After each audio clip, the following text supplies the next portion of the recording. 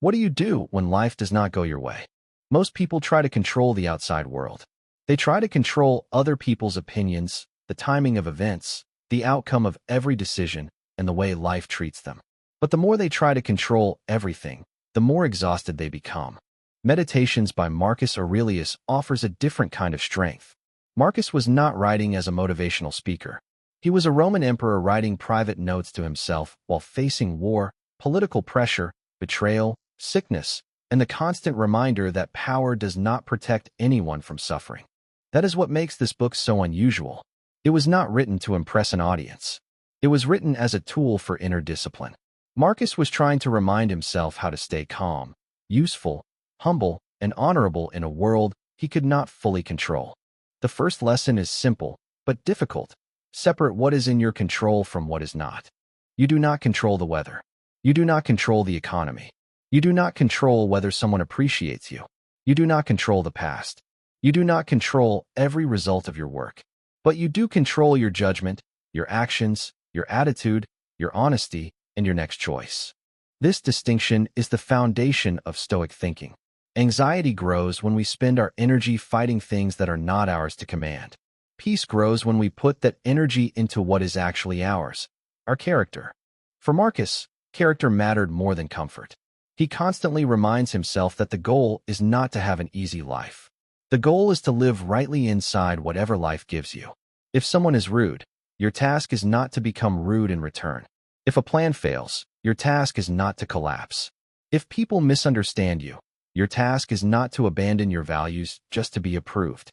This does not mean becoming cold or passive. It means becoming steady. A steady person still feels pain. A steady person still gets disappointed. But they do not hand their mind over to every event. They pause and ask, what is required of me now? That question is powerful because it brings you back to action. The second lesson is that your interpretation creates much of your suffering. Marcus repeatedly reminds himself that events are not always as painful as the story we attach to them. Someone criticizes you, and the event is a few words. Your mind turns it into humiliation. A project fails, and the event is a result. Your mind turns it into proof that you are worthless. A person leaves, and the event is loss. Your mind turns it into a prophecy that you will always be abandoned. The Stoic move is not to pretend nothing hurts. It is to examine the judgment. What happened? What am I adding to it? Is my interpretation true, or is it fear speaking loudly? When you can separate the event from the story, you create space. And in that space, you regain freedom. The third lesson is Memento mori. Remember that you will die. At first, this sounds dark. But Marcus uses mortality as a tool for clarity. If life is short, why waste it on resentment? Why spend your limited attention chasing status from people you do not even respect? Why delay the work that matters? Why keep living as if you have infinite time to become the person you already know you should be? Death, in meditations, is not meant to depress you. It is meant to wake you up. A person who remembers death becomes more selective. They stop treating every annoyance like a tragedy. They stop postponing integrity. They stop wasting years trying to win arguments that will not matter in the end. Ask yourself, if I remembered that my time is limited, would I still care so much about this insult, this delay, this comparison, this minor inconvenience? Often, the answer is no. The fourth lesson is to do your duty without needing applause. Marcus had enormous power, but he often warns himself against ego. He knew how easy it is to become addicted to praise. If you need applause for every good action, then your goodness is not free. It depends on an audience. And when the audience is silent, your motivation disappears. Stoicism asks for something cleaner. Do the right thing because it is right. Help because help is needed. Work because the work matters. Tell the truth because truth matters. Be patient because patience is part of the person you are trying to become. This is deeply practical. Many people become frustrated because they do good work and nobody notices. Marcus would say, if the action was right, then the reward was already inside the action. Recognition may come, or it may not. That part is not fully yours. The action is yours. The fifth lesson is that other people will be difficult, and you should expect it. One of the most famous ideas from meditations is Marcus reminding himself that he will meet people who are selfish, ungrateful, arrogant, dishonest, jealous, and rude. He does not say this to become cynical. He says it so he will not be surprised. When you expect every person to be perfectly reasonable, you become angry all day. When you understand that flawed people behave in flawed ways, you can respond with more intelligence. This does not mean letting people mistreat you. Boundaries still matter. Justice still matters. But you do not need to be shocked every time human beings act like human beings. You can protect your peace by expecting imperfection and choosing your response with care. Marcus also reminds himself that humans are made for cooperation. Even difficult people are part of the same larger human community. So the goal is not to hate them. The goal is to act with firmness, fairness, and self-control. The sixth lesson is to turn obstacles into training. A setback is not only a setback. It is also a chance to practice patience, courage, discipline, creativity, or humility. The obstacle blocks one path, but it also reveals another path, the path of character. If someone insults you, you can practice restraint. If work becomes hard, you can practice endurance. If plans change, you can practice flexibility. If you lose something, you can practice gratitude for what remains. This is not positive thinking in a shallow way. Marcus is not saying every bad thing is secretly good. He is saying that every situation gives you material to work with. The world provides the event. You provide the response.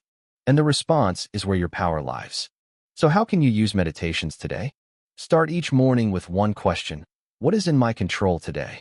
Write down the few things that are actually yours, your effort, your words, your focus, your attitude, your choices. Then notice everything else you are tempted to control. Other people's reactions, the final outcome, the speed of success, the past, the future. Place those outside your command. Then, when something stressful happens, practice the pause. Do not immediately believe the first story your mind creates. Ask, what happened? What am I adding? And what would a wiser response look like? At night, review your day without cruelty. Marcus often wrote as if he were training himself. That is the right spirit. Do not ask, how can I hate myself for failing? Ask, where did I lose control of my judgment? Where did I act with courage? What can I do better tomorrow? This turns life into practice. The beauty of meditations is that it does not promise a life without problems. It offers a mind that can meet problems differently. You may not control what happens next. You may not control how people behave. You may not control how long life gives you. But you can control whether you meet this moment with clarity or confusion, resentment or responsibility, ego or virtue. Marcus Aurelius was writing to himself, but his reminders still cut through modern life because human nature has not changed. We still fear judgment. We still chase approval. We still waste time on anger. We still confuse comfort with peace. And we still need the same reminder. Your life is shaped less by what happens to you than by the mind you bring to what happens. So the next time life feels chaotic, do not begin by asking how to control everything. Begin with the Stoic question, what is mine to do now? Then do that clearly, honestly, and without needing the world to clap for you. There is one more practical detail that makes meditation so useful. Marcus does not wait until he feels calm to practice calmness. He trains before the storm and during the storm. That is why the book feels repetitive in the best possible way. He returns again and again to the same reminders because the human mind forgets under pressure. We know what is wise when life is quiet. Then someone disrespects us. Money becomes uncertain, work becomes overwhelming, or the future feels unclear, and suddenly the old reactions return. So the point is not to read one Stoic sentence and become permanently unshakable. The point is to rehearse the truth often enough that it becomes available when you need it. Before a hard meeting, remind yourself, I control my honesty, preparation, and tone. Before checking the results of your work, remind yourself, the outcome matters, but my worth is not the outcome. Before responding to criticism, remind yourself, I can listen for what is useful without surrendering my entire peace.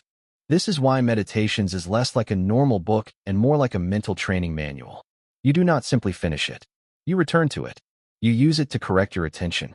You use it when pride gets loud, when anger feels justified, when fear starts predicting the future, and when comfort tries to make you weaker than you want to be. The deepest promise of the book is not that life will become easier. It is that you can become less easily ruled by whatever happens next. If you enjoyed this summary, subscribe to One Book in 10 Minutes. We turn the world's most valuable books into clear, practical lessons you can use in real life. One book, 10 minutes. Better you.